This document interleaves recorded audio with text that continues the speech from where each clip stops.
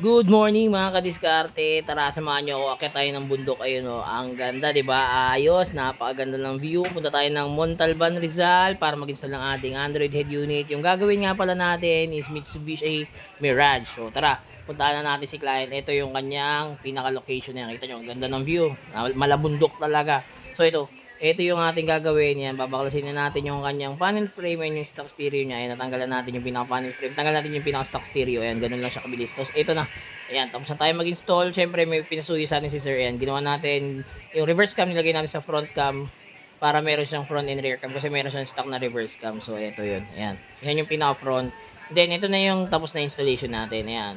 9 inches Android with Apple CarPlay and Android Auto. Ayan. 9 inches yan with panel frame na po yan mga kadiskarte. Kaya perfect fit po siyang tignan. Ayan.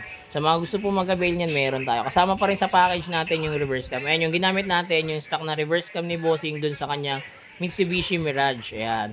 And then, syempre, yung isang camera, yung sa kasama sa package natin, nilagay natin sa harap. Yun. Para meron daw siyang camera sa harapan. Tapos ito, ayan, pwede ka na mag-Waze, Netflix, YouTube, Google Map. Ayan, testing natin yung camera sa harap. Ito naman yun. Tapos yung reverse cam, iba pa rin yun. Ito, testing natin. Ayan, di ba? Front cam, then reverse cam. Automatic siya. Ayan. Yung sa front cam, pipindutin nyo lang siya dun sa AVA niya para mapagana nyo yung front cam. Ayan. Sa mga gusto po mag-avail niyan, drop message lang. Don't forget to like and follow na rin. Ayan.